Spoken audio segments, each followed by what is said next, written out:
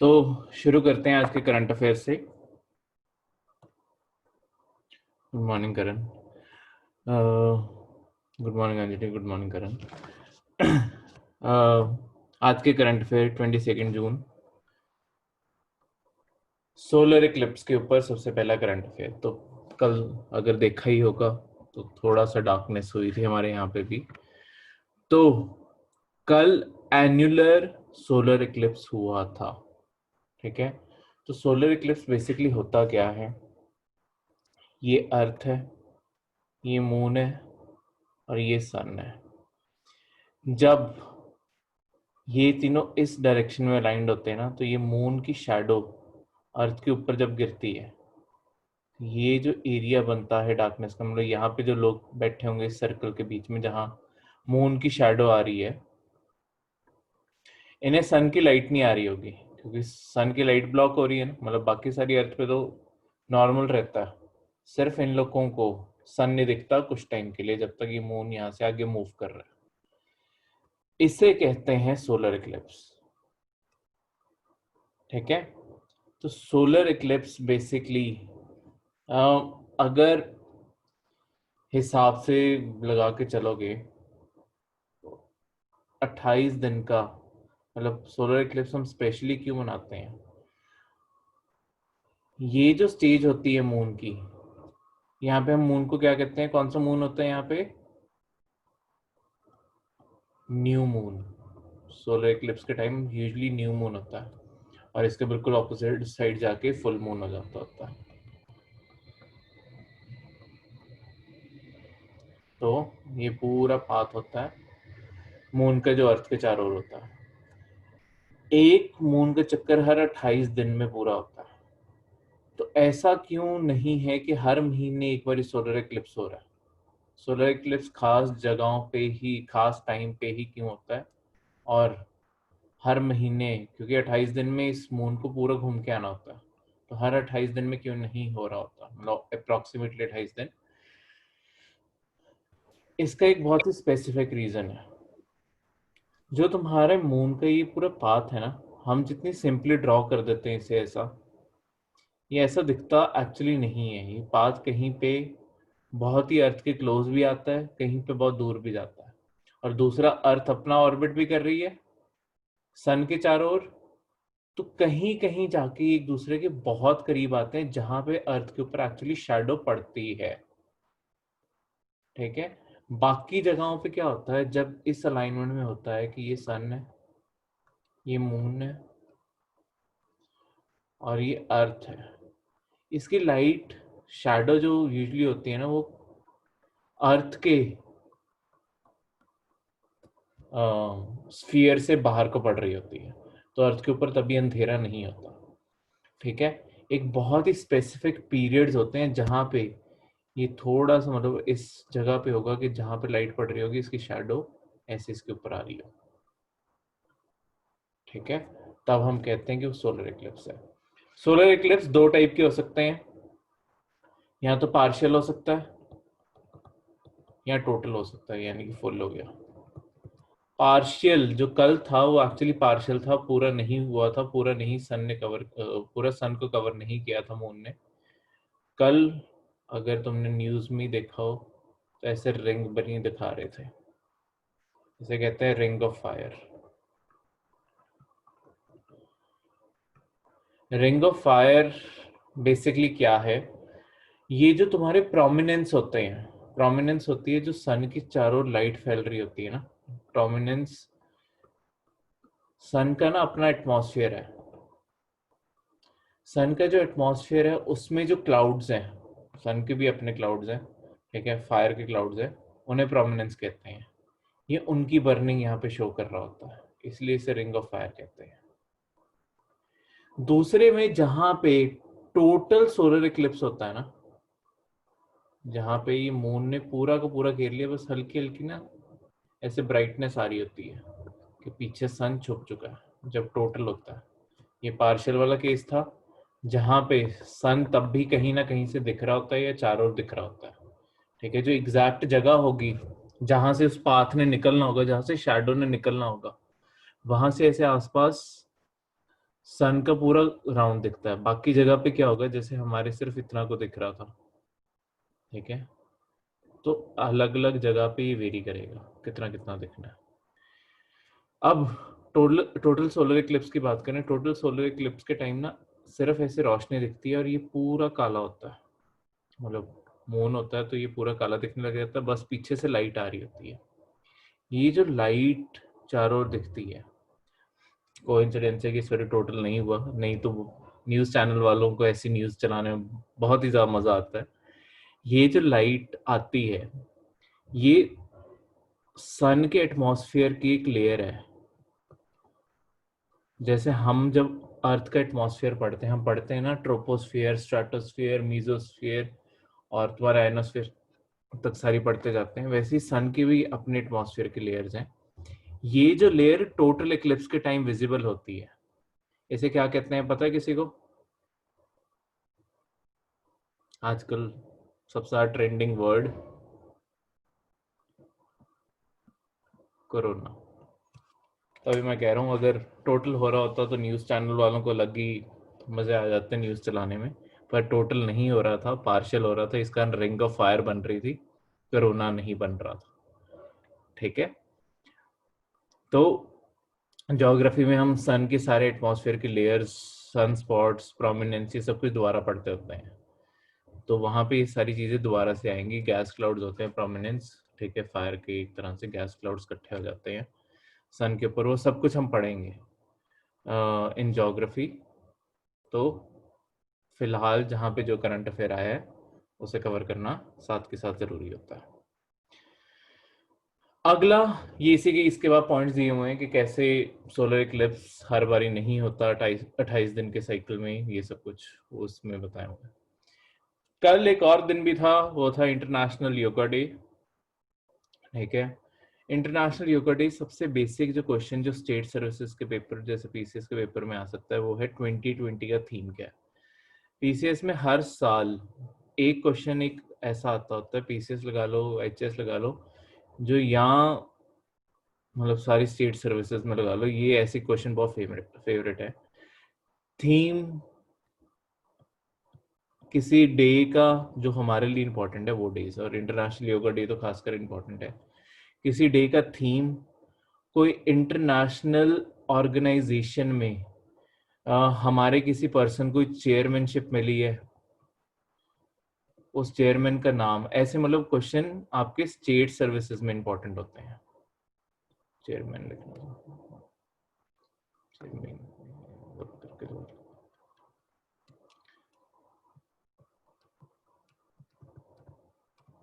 बात करते करते गलती हो जाती कभी कभी।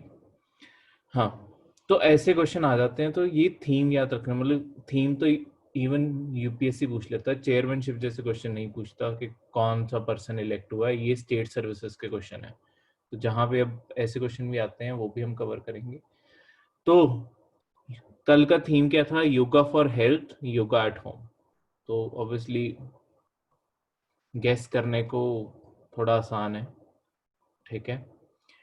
इस टाइम इस साल के लिए तो एक तो हेल्थ प्रायोरिटी बनी हुई है और दूसरा स्टे एट होम का ट्रेंड है, ऑब्वियसली फॉर ऑब्वियस रीजंस है, सेफ्टी के लिए अपनी पब्लिक की। तो international yoga day, yoga India में बहुत पुराना है, पर इंटरनेशनली एज अ डे उसे सेलिब्रेट इंडिया ने 2015 से करवाना शुरू करवाया। यूनाइटेड नेशंस ने इसे 2014 में बिकॉज रिकॉग्नाइज किया। यूनाइटेड नेशंस की असेंबली ईयर के एंड में जाके मिलती है, सितंबर अक्टूबर के टाइम, सितंबर में मिलती है, उसके बाद जनरल असेंबली सितंबर में जाके मिलेंगी। उस मीटिंग में इंडिया ने ये रेजोल्यूशन पास करवाया कि योगा को इंटरनेशनल डे रिकॉग्नाइज किया जाए, बिकॉज एक तो योगा का ट्रेंड दुनिया में बढ़ता जा रहा था और दूसरा योगा के बहुत सारे फायदे हैं जो इंडिया मतलब और ज्यादा प्रमोट करना चाहता था। अब इंडिया को क्या मिलना था इन चीजों को प्रमोट करके? देखो, दुनिया में ना दो टाइप की डिप्लोमेटिक पावर्स होती हैं, एक को कहते हैं सॉफ्ट पावर और दूसरे को कहते हैं हार्ड पावर। हार्ड पावर का मतलब होता है या तो तुम अपनी मिलिट्री की डोमिनेंस दिखाओ या मनी की। अगर जैसे अमेरिका ये दोनों पोजेस करता है, तभी अमेरिका का दुनिया भर में नाम है। उसने मिलिट्री भी हर जगह दुनिया में रखी है और वर्ल्ड की स्ट्रॉन्गेस्ट मिलिट्री स्टेटस मेंटेन करके रखा हुआ है। और दूसरा, अमेरिका सारी दुनिया को जहां पे भी पैसे चाहिए होता है बांट देता है ताकि उसका रुतबा बना रहे। ठीक है, इंडिया के पास ये दोनों अभी स्ट्रेच करने की कैपेसिटी नहीं है, तो हमने भी तो अपना दुनिया में रुतबा बनाना है। इंडिया में ना बहुत ट्रेडिशनली जिस चीज का हम हमेशा यूज करते हैं वो है सॉफ्ट डिप्लोमेसी। सॉफ्ट डिप्लोमेसी में क्या होता है कि हम दुनिया को अपने कल्चर से जोड़ते हैं और हम दुनिया के साथ भी कल्चरल ग्राउंड्स पे कनेक्ट करते हैं।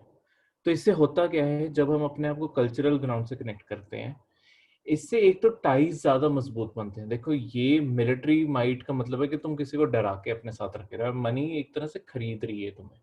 ठीक है, तो तब जब तक मनी दे रहे हो तब तक तो वो तुम्हारे साथ है, जब कोई और तुम्हें पैसे देने लगेगा तुम उसकी साइड हो जाओगे। जैसे इस टाइम यूएसए और चाइना के बीच में हो रहा है। यूएसए अफ्रीका में कंसिडरेबली, जैसे लगा लो यूएसए की जो हाँ, अफ्रीका में आज तक ज्यादातर प्रोजेक्ट रहे हैं, पैसे मतलब कोई भी इन्वेस्टमेंट की है वो ज्यादातर अफ्रीकन के लिए फायदेमंद नहीं हुए। तो लॉन्ग टर्म में क्या हुआ कि अफ्रीकन ने चाइनीज के ऊपर शिफ्ट करना शुरू कर दिया, पर चाइनीज से भी वो खुश नहीं है, कल कोई और पैसे लेके आएगा वो वहां शिफ्ट हो जाएंगे। ये पावर्स, ये हार्ड पावर कभी परमानेंट नहीं होती।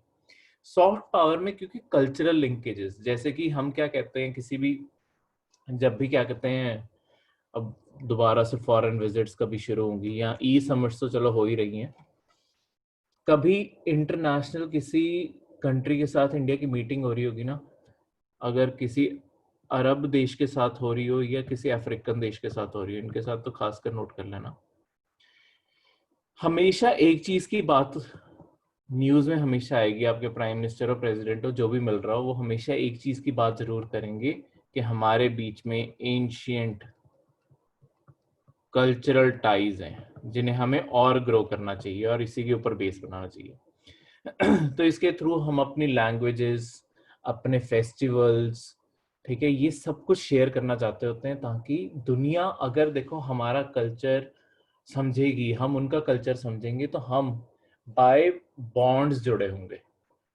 तो इंडिया की दुनिया में इन्फ्लुएंस कल्चर के कारण और ज्यादा बढ़ता है। और दुनिया में एक्चुअली इंडिया का टूरिज्म भी बढ़ेगा। ठीक है,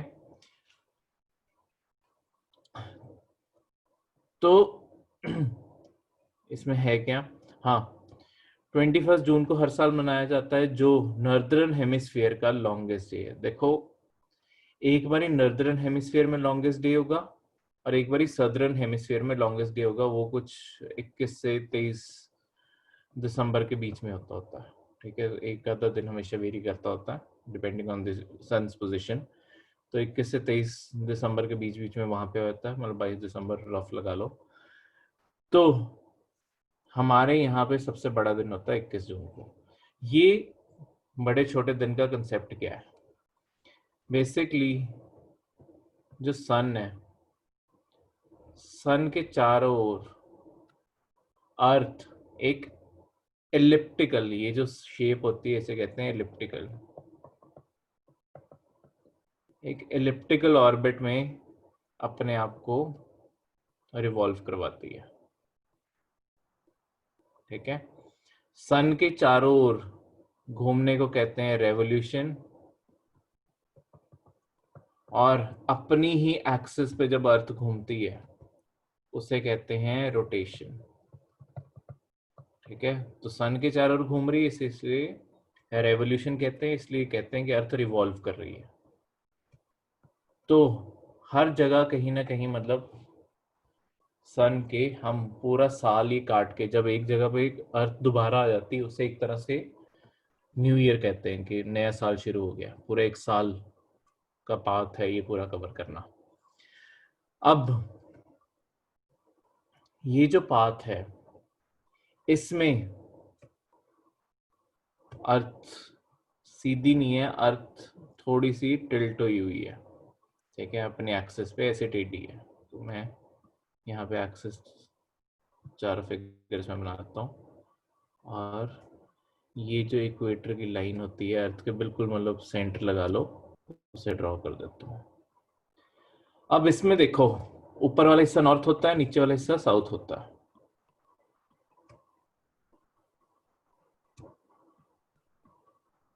अब इस फिगर में देखो, नॉर्थ वाला हिस्सा सन की ओर झुका हुआ है ना, इसमें साउथ वाला हिस्सा सन की ओर झुका हुआ है।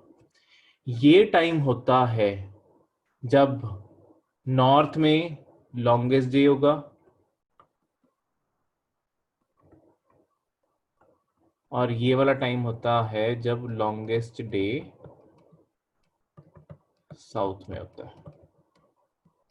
ठीक है, ये चीज ज्योग्राफी में डिटेल में आती है, मैं सिर्फ यहाँ पे शॉर्ट में बताना चाहता हूँ। बेसिकली अगर तुम दुनिया का मैप ध्यान से देखोगे ना, दुनिया का मैप ज्यादातर जो तुम्हारी 90% कंट्रीज हैं वो ना नॉर्दर्न हेमिस्फीयर में पड़ती हैं, अर्थ के ऊपर वाले हिस्से में पड़ती हैं, नीचे ज्यादातर पानी है।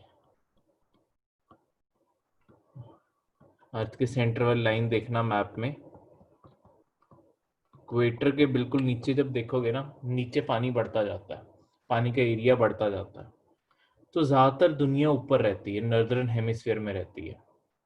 इसके कारण हम ये वाला लंबा दिन है ना, जो 21 जून है, इसे समर सोलिस्टिस कहते हैं।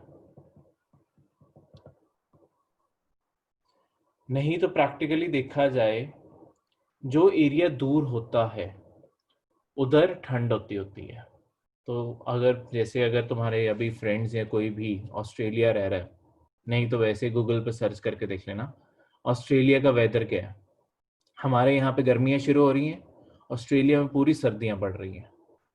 इस साइड जाके जब हमारे यहाँ पे दिसंबर का मौसम होता है, मतलब दिसंबर के महीने होता है, हमारे यहाँ ठंड पड़ रही होती है, ऑस्ट्रेलिया में पूरी गर्मी पड़ रही होती है, क्योंकि उनका लॉन्गेस्ट डे होता है दिसंबर में। ठीक है, तो बिल्कुल ऑपोजिट साइड ऐसे चलता है। ये पूरा रेवोल्यूशन का पाथ है, आगे इक्वेटर हर लाइन के साथ सन की कैसे मूवमेंट होती है वो हम डिटेल में पढ़ेंगे ज्योग्राफी के अंदर। ये सिर्फ करंट अफेयर के साथ जितना बेस बनता था उतना बताना यहाँ पे जरूरी था। ठीक है, अब बात की जाए योगा की। योगा इंडिया में बहुत ही पुराना इंस्टीट्यूशन है, जो फिजिकल, मेंटल और स्पिरिचुअल, ये तीनों चीजों पे कंसर्न होता है। ऐसा नहीं है कि सिर्फ फिजिकल आसन कर करके फ्लेक्सिबिलिटी ये सब कुछ बढ़ती है, सिर्फ उससे नहीं, मेंटल बैलेंस जब हम मेडिटेशन ये सब कुछ करते हैं, और फाइनली स्पिरिचुअल जो आपका लाइफ का बैलेंस है वो भी इससे क्रिएट होता है। बिकॉज अगर माइंड शांत होना सीखेगा तभी वो ज्यादा बेटर नॉन वर्ल्डली अनवर्ल्डली जो चीजें हैं उनसे कनेक्ट करेगा, ये माना जाता है इसके थ्रू। ठीक है, तो दिमाग को शांत करने की कोशिश, कोई भी फालतू थॉट ना आए, ठीक है, हर चीज इसके थ्रू प्रैक्टिस करने की कोशिश की जाती है। ये one of the 6 Orthodox Hindu philosophy के स्कूल्स में से है। देखो, हिंदू फिलोसफी के अलग अलग स्कूल्स हैं, वेदांता हो गया तुम्हारा, संख्या हो गया, फिर योगा ही हो गया, और भी हैं, न्याय हो गया। ये सारे जो स्कूल्स है ना, हिंदू स्कूल ऑफ फिलोसफी, ये काफी डिटेल के स्कूल है। ये सारे हम जब आर्ट एंड कल्चर करते हैं तब पढ़ते हैं। और सभी के लिए ये लाइन याद रखो कि हिंदू स्कूल ऑफ फिलोसफी के 6 स्कूल हैं। ठीक है, सारी ऑर्थोडॉक्स हैं, यह सिर्फ एक को छोड़ के, बाकी जैनिज्म बुद्धिज्म वो अलग है। हिंदुइज्म में 6 ऑर्थोडॉक्स स्कूल्स हैं, उनमें से एक योगा है। अभी के लिए फिलहाल के लिए ये लाइन याद रखो, बिकॉज आर्ट एंड कल्चर का ज़्यादा बैकग्राउंड देना ज़रूरी है इसमें पहले, फिर ये चीज़ बताई जा सकती है। योगा का स्कूल ऐसा नहीं है, मतलब ये सरकार ने बहुत बारी जैसे बोला है कि योगा ऐसी चीज़ नहीं है जो सिर्फ हिंदुइज्म से जुड़ी हुई है। दो मेंशन इसका सबसे पहले हिंदुइज्म में शुरू होता है, बिकॉज हिंदुइज्म सबसे पुराना रिलीजन है इंडियन सब कॉन्टिनेंट में, पर ये हिंदुइज्म तक लिमिटेड नहीं है। इसकी प्रैक्टिस बुद्धिज्म में भी पाई जाती है, जैसे बुद्धा के पोस्चर्स तो वैसे ही मशहूर है, बुद्धा ने भी योगा मेडिटेशन सब किया था, ठीक है। जैनिज्म में भी इसकी प्रैक्टिस पाई जाती है, और भी जो तुम्हारा भक्ति मूवमेंट और कुछ प्रैक्टिसेस जैसे मेडिटेशन और ब्रेथ कंट्रोल की प्रैक्टिसेस, तो इवन जो सूफी मूवमेंट है उसके अंदर भी पाई जाती है, और योगा में भी करवाई जाती है। कुछ प्रैक्टिसेस जो कॉमन है उनकी बात कर रहा हूँ मैं, पूरे आसन उसन नहीं करवाए जाते उसमें, ऑब्वियसली उसमें मेंटल बैलेंस और स्पिरिचुअल बैलेंस पे ज्यादा फोकस होता है, पर प्रिंसिपल कई जगह पे कई सारे रिलीजन्स में कवर होता है, ठीक है। योगा का सबसे अर्लीस्ट मेंशन जो हम देखते हैं वो ऋग्वेद में भी है, तो मतलब जो पतंजलि की योगा फेमस हुई थी वो तो बहुत बाद में फेमस हुई थी। Rigveda one of the earliest writing है इंडिया की, ठीक है। तो वेदों में तो सबसे पहला है जहां से हिंदुइज्म एक्चुअली माना जाता है कि शुरू हुआ। उस शायद योगा इससे पहले भी एग्जिस्ट करता था। देखो हमें इंडस वैली सिविलाइजेशन का क्लियर नहीं है कि इंडस वैली सिविलाइजेशन, मतलब ये माना जाता है कि इंडस वालों को भी, इंडस वैली सिविलाइजेशन या जिसे हड़प्पन सिविलाइजेशन कहते हैं, उन लोगों को भी शायद योगा बारे पता था, क्योंकि जो उनकी स्टैंप है पशुपति की, वो चौंकड़ी मार के जैसे एक योगिक पोस्चर होता है उसमें बैठे हुए हैं, तो शायद और भी होते हैं, पर हमने इंडस वैली सिविलाइजेशन की जो स्क्रिप्ट है आज तक पढ़ नहीं पाए हैं, तो हमें पता नहीं है कि ठोस सबूत है या नहीं। बस हम कंक्लूड कर सकते हैं, अगर तुम्हें आए कि आईवीसी में भी सबूत पाए गए हैं योगा के, वो स्टेटमेंट सही होगी, ठीक है, ये चीज याद रखना। तो सबसे ज्यादा जो मशहूर हुआ योग सूत्रा, जिसके सारे ज्यादातर आज तुम्हारे पोस्टर ये सब कुछ जो फेमस है वो पतंजलि की लिखी हुई है, ठीक है। पतंजलि एक एंशियंट इंडिया में राइटर भी थे, सेंट भी थे।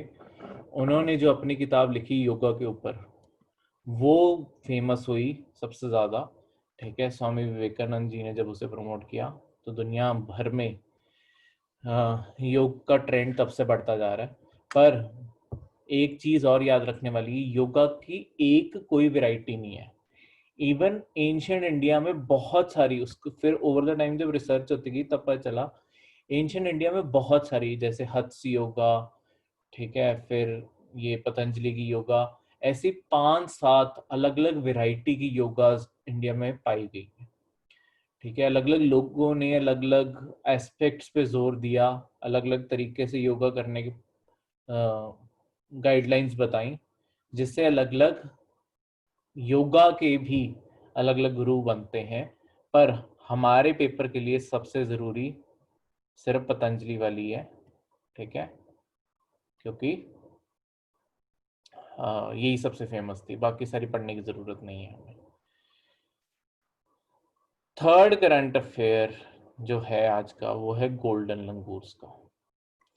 गोल्डन लंगूर्स का देखो पेपर में कैसे एक हिंदू के अखबार में, जो मतलब किसी पेपर में लिखी हो सकती है, हिंदू के अखबार में खासकर, जैसे एक छोटी सी लाइन, बाकी सारे करंट अफेयर का कोई सिग्निफिकेंस नहीं बनता था, सिर्फ जो एक लाइन थी उसमें सारा का सारा जो क्वेश्चन तुमसे पूछा जा सकता है वो सारा का सारा क्वेश्चन डिफाइन था। सबसे पहले गोल्डन लंगूर पाए कहाँ जाते हैं? असम में ज्यादातर, ठीक है, असम में और भूटान में, मतलब ये दो जगहों पे, या तो इंडिया के असम में पाए जाएंगे या हमारी बॉर्डरिंग कंट्री जो भूटान है वहां पाए जाते हैं, ठीक है। इसका आईयूसीएन स्टेटस क्या है? आईयूसीएन स्टेटस होता क्या है? आईयूसीएन एक ऑर्गेनाइजेशन है जो ये स्पेसिफाई करती है कि जो स्पीशीज है वो कितनी ज्यादा किसी डेंजर लेवल पे है या नहीं है, ठीक है। मतलब उसकी पॉपुलेशन, मतलब ये फैक्टर दो चीजों पर डिपेंड करता होता है कि उसकी ओवरऑल पॉपुलेशन कितनी है उस स्पीशीज की, दूसरा वो कितनी जोग्राफिक के एरिया में पाया जाता है। अगर तो उसकी पॉपुलेशन बहुत ही अच्छी है तो वो सेफ है, और अगर बहुत बड़ी जोग्राफी में भी पाया जाता है, यानी कि यहाँ पे पाया जाएगा, मतलब ऑलमोस्ट सारे इंडिया में भी पाया जाए, तब भी उसे अच्छा माना जाता है, ठीक है। पर एक इमेजिन करो जैसे गोल्डन लंगूर जैसे जानवर है, अब इनका एरिया हमने पढ़ा असम और भूटान का, एरिया लिमिटेड हो गया, सिर्फ ये यहाँ पे ही रह रहे हैं, थोड़े से अब त्रिपुरा साइड मूव कर गए हैं, ठीक है। पर मेनली इन्हें असम और भूटान में ही माना जाता है, मतलब तुम्हारी 95% पॉपुलेशन यहाँ पे ही है, इससे भी ज्यादा 99 ही लगा लो, त्रिपुरा में तो बहुत ही कम पॉपुलेशन है, रिसेंट ईयर्स में ही मूव किए हैं त्रिपुरा की साइड, नहीं तो ये असम और भूटान में ही पाए जाते हैं। एक तो इनकी ज्योग्राफी बहुत कम है, दूसरी इनकी पॉपुलेशन भी कुछ ज़्यादा नहीं है। ज्योग्राफी के कारण क्या प्रॉब्लम होती है, लेट्स सपोज किसी एरिया में अगर कभी कोई भी बीमारी फैल गई, ठीक है, और यहाँ पे इन लंगूर्स की डेथ होनी शुरू हो गई, तो इनकी पॉपुलेशन बहुत जल्दी सारी साफ हो जाएगी। पर यही एक बहुत बड़ी ज्योग्राफी में अगर ये फैले होते, यहाँ पे अगर कोई मर भी जाता, ये बाकी सारे एरिया वाले तो सेफ रहते। इसीलिए जो तुम्हारे इंडिया के एशियाटिक लायंस भी हैं वो भी एंडेंजर्ड है। वो इसीलिए एंडेंजर्ड हैं क्योंकि वो सिर्फ तुम्हारे जैसे गिर फॉरेस्ट में गिर नेशनल पार्क या फॉरेस्ट कह लो, जैसे मर्जी कह लो, उसी में फॉरेस्ट पड़ जाता है, यहाँ पे पाए जाते हैं जो तुम्हारे गुजरात में है। अगर गिर में कोई भी बीमारी फैल गई इनके रिलेटेड और इनकी बहुत ज़्यादा डेथ होगी, तो ये ख़त्म भी हो सकते हैं। इस कारण ऐसे जानवरों के ऊपर ज़्यादा ध्यान देना पड़ता है, इसी कारण IUCN ने इसका स्टेटस एंडेंजर्ड कि खतरे में है ये मार्क किया हुआ है, ठीक है। तो बाकी सिर्फ इनके बारे पॉइंट्स लिखे हुए हैं, इन्हें गीज गोल्डन लंगूर भी बोला जाता है या सिंपली गोल्डन लंगूर भी बोला जाता है। ये सेमी ग्रीन या मिक्स्ड डेसिडुअस फॉरेस्ट में ज़्यादातर रहते हैं, बहुत ही ऊंची ऊंची हाइट्स पे रहते हैं, नीचे कम ही आते हैं, ठीक है। मतलब पेड़ों की बिल्कुल जो टॉप कैनोपी होगी ज्यादातर ये वहीं पे बैठते हैं, मतलब कैनोपी का मतलब है बिल्कुल पेड़ की टॉप पे चढ़ के बैठते हैं, नीचे कभी कभी आते हैं।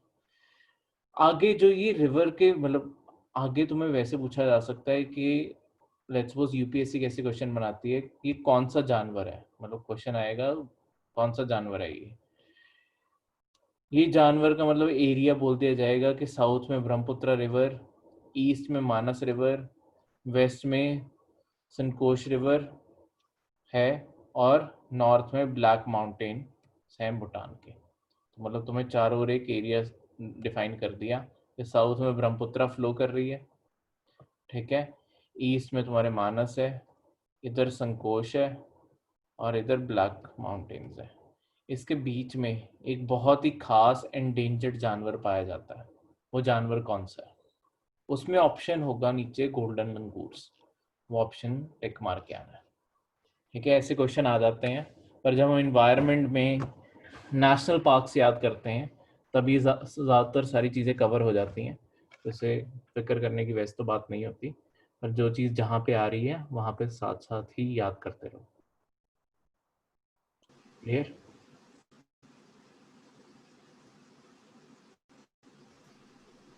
कोई डाउट? लास्ट पॉइंट जो लिखा है, फर चेंजेस कलर विद सीजन। हाँ जी, इनका जो फर होता है ना, बेसिकली इनका फर ना क्रीम और गोल्डन के बीच में वेरी करता रहता है, ठीक है। तो हर सीजन में थोड़ा थोड़ा फर्क आता रहता है, जैसे विंटर्स में क्रीमिश हो जाता है, समर्स में गोल्डन के करीब चला जाता है। रीजन क्या है उसका?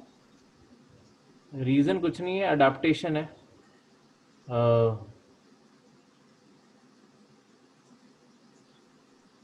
अडेप्टेशन है बेसिकली, होता क्या है, समर्स और विंटर्स का भी कंसेप्ट नहीं है ज़्यादातर, मतलब ऑटम और स्प्रिंग से ज़्यादा जोड़ लो इसे।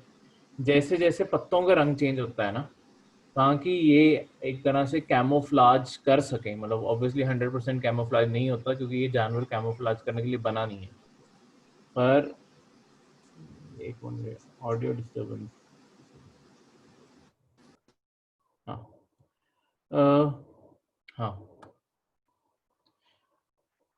तो नेचर अपने आप को ना थोड़ी थोड़ी आइडेंटिफाई करती है अपने आप को, मतलब मिक्स करने की कोशिश करती है। नेचर का हमेशा ये नेचुरल क्राइटेरिया रहता है कि सबसे लोकल और सबसे बेस्ट जो फीचर्स हैं उस सीजन में तुम्हें या उस वेदर में तुम्हें अवेलेबल हो।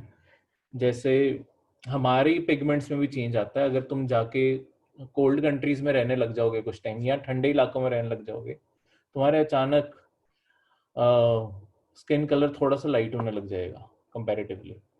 तो वो मतलब हम बाकी हमारे में चेंजेस क्यों नहीं आते, बिकॉज हम अपनी लेयरिंग्स करके रखते हैं, तो इस कारण हमारे ऊपर नेचर का इतना इफेक्ट नहीं होता, पर बाकी जानवरों के ऊपर ज़्यादा इफेक्ट होता है। और खासकर कईयों को जिन्हें डिज़ाइन ही नेचर ने ऐसे किया है कि वो नेचर से ज़्यादा मिक्स हो चुके हैं, बिकॉज ये डेसिडुअस जैसे फॉरेस्ट में रहते हैं जिन्होंने सूख भी जाना है। ठीक है, जब बिल्कुल सूख जाएंगे, मतलब सारे पतझड़ का मौसम आ गया, सारे पत्ते झड़ गए, तो ब्राउन ही ब्राउन है, तो ऑब्वियसली थोड़ा सा ज़्यादा डार्क स्किन होगी, तो उसके अंदर मिक्स रहेंगे। वैसे ही लाइट कलर जब बाकी तुम्हारे दोबारा ग्रो करने के सीजन होते हैं, ठीक है, तो मिक्सचर दोनों का। और करण का क्वेश्चन, करण बेसिकली जो प्रोमिनेंस की लाइट होती है ना, जो आसपास रिंग ऑफ फायर होती है, जो प्रोमिनेंस क्लाउड्स की लाइट है वो बहुत ब्राइट होती है। उससे क्या होता है, हमारे जो रेटिना है ना, रेटिना इतने कलर्स, सॉरी कलर नहीं, इतनी हाई इंटेंसिटी की लाइट एक टाइम पे कैच नहीं कर पाता, तो अंदर सडन बर्स्ट होता है लाइट का। तो इतनी लाइट से अंदर जो हमारे पार्टिकल्स होते हैं ना, जो हमारे लाइट कैप्चर एक्चुअली करके जो पूरी फोटो बनाते हैं, वो नर्व्स डैमेज हो जाती हैं। इस कारण ब्लाइंड हो सकते हैं लोग अगर तुम सन की ओर डायरेक्टली देखोगे। आम दिनों में भी सोलर इक्लिप्स के टाइम इसलिए बोला जाता है सोलर इक्लिप्स के टाइम, बिकॉज वो आसपास की रिंग बहुत ज्यादा लाइट से कंसंट्रेट हो जाती है।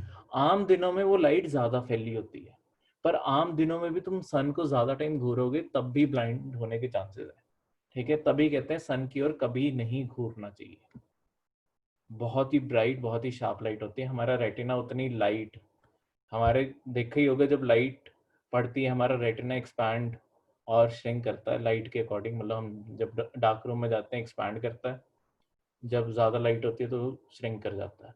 वो क्या करने की कोशिश कर रहा है, बेसिकली वो अंदर लाइट कितनी आनी चाहिए उसे कंट्रोल करने की कोशिश कर रहा है। पर जब वो इतनी ज़्यादा इंटेंसिटी की लाइट हमारी आंखों में जाती है ना, तब वो रेटिना को डैमेज कर देती है। उसकी ये जो एक्सपैंड और कॉन्ट्रैक्ट करने की कैपेसिटी है ना, ये भी खत्म हो जाती है।